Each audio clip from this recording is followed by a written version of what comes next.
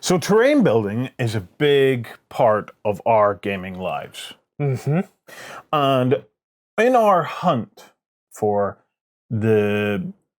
You say gaming lives. Yeah. Just before you go in, we probably spend more time making terrain than we actually do gaming.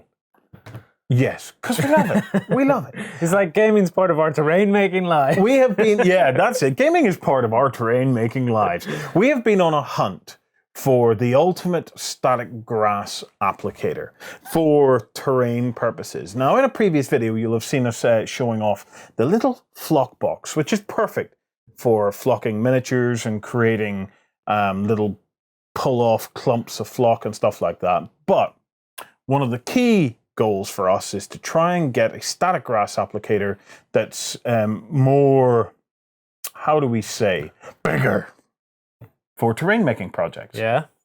Now, on YouTube, you will have found a ton of videos and stuff about how to make static grass applicators from bug zappers. Believe me, for terrain making, the vast majority of them are a bit crap.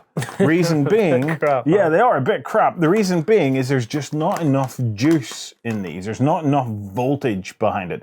You've probably, this has got 2 AA batteries, so you're working in a total of 3 volts. It's not great for driving a negative ion generator. So, to that, and believe me, we have made a couple of them. Goodbye. Bye. Okay, we want something that's a little bit more powerful.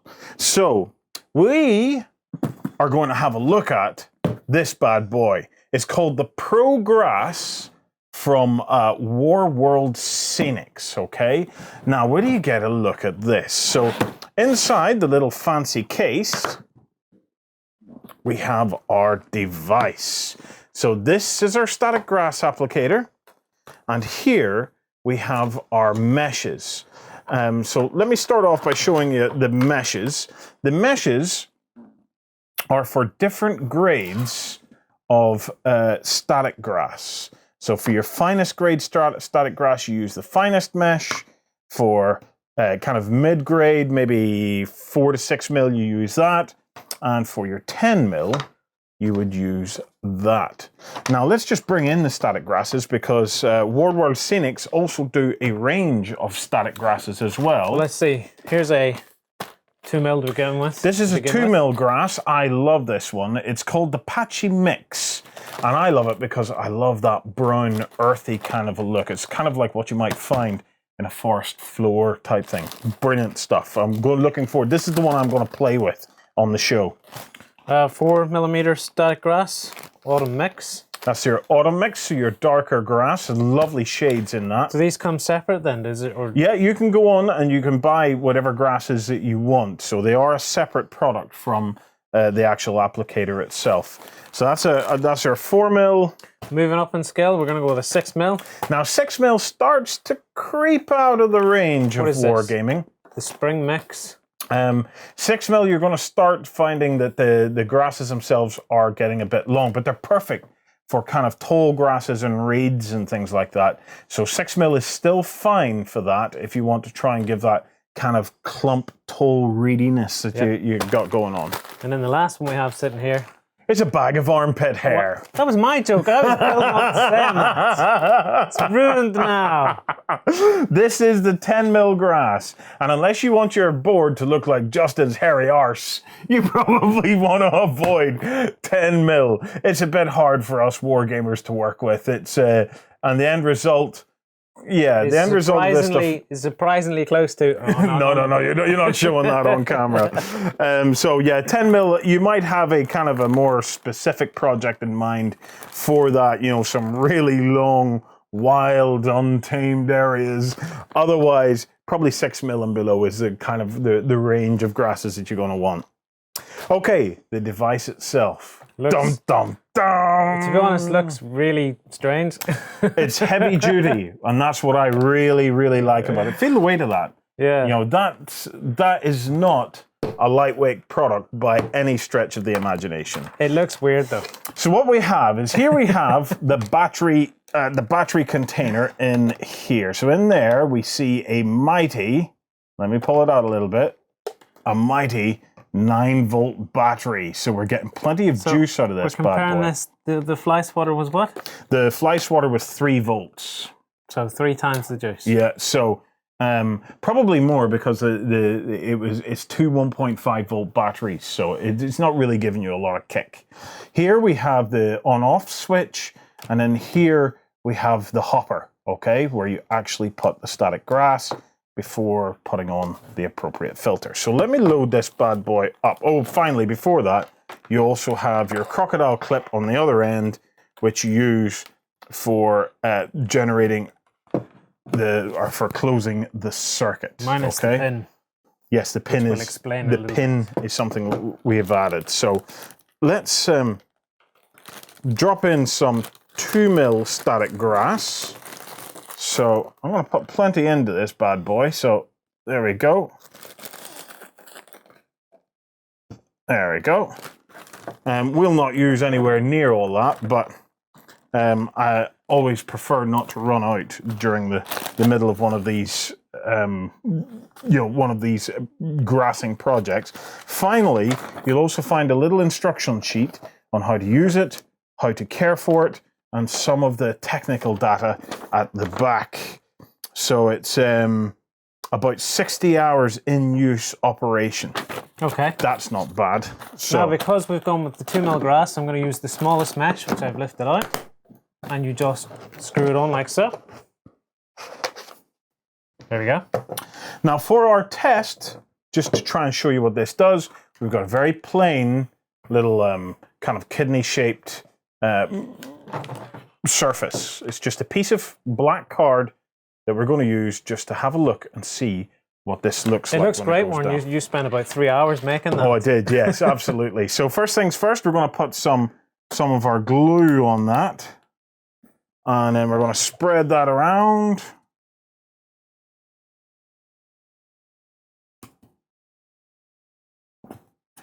Give us a nice, relatively even surface. The static grass doesn't care too much, and the PVA, when it dries, so much water content comes out of it that it dries nice and flat and tight to the surface, regardless of how much you put on, within reason. So next thing we want to do is we want to get the crocodile clip, okay? And what I sometimes do is just crocodile clip it into the glue, so just like that. The other thing that you can find is people putting it onto a pin or a nail and putting the pin or the nail into the middle of the glue. That basically just kind of completes the circuit, okay? So I'm just going to do it as others would do it. So Lloyd, if you help with having another person to help hold the cable out of the way is always a very handy thing. So let me push that down in. Okay. So that's like that.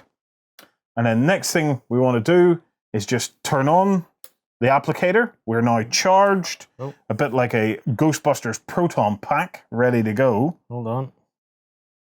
Okay. And then you just hold it up and you tap.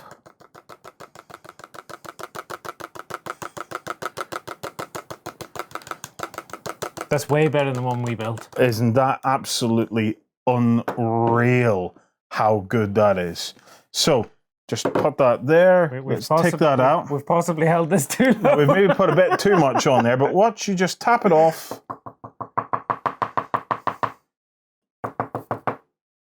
And there you have it. Now ignore this bit. If you get a longer pin, you can get further away, and that way you're not or other options are to use a metal plate and put your metal plate underneath. So let me show you how that would work. So if you have your metal plate underneath like that, turn it on. And there we go.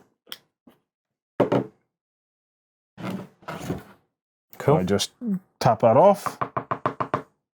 There you go. Wow, that really filled it in, didn't it? And that grass, if you look at it, is like an action man's hairdo. It's all standing upright. Yes, perfect. Really, really cool stuff. It's just like the grass roll-out grass mats you can buy. So I'm just checking what we've got left. We still have plenty left. So I want to have a look at it and see what it's like on a piece of terrain. So here, I have a relatively attractive piece of terrain. This is from the Gale Force 9 Battlefield in a Box range, and I'm going to pick a bit because I want to put some of this grass around the edge. So I'm just going to get my brush with the glue on it. I'm just going to... Now this is resin, so we're not going to be able to push a pin into this. Nope. So I take it we're going to use the metal plate technique. We're going to use the metal plate technique. So just like that. And you would do something like this just a little bit at a time. And then switch probably to a smaller brush here and there, but we're just demonstrating, so anything like that we can fix off camera. Okay, so there we have it. We're going to put our metal plate underneath it. Let's see if we can keep that. Okay. And we then switch on.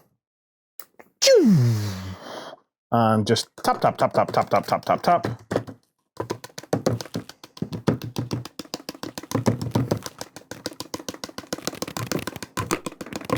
And we give that a really good tap, get plenty on there,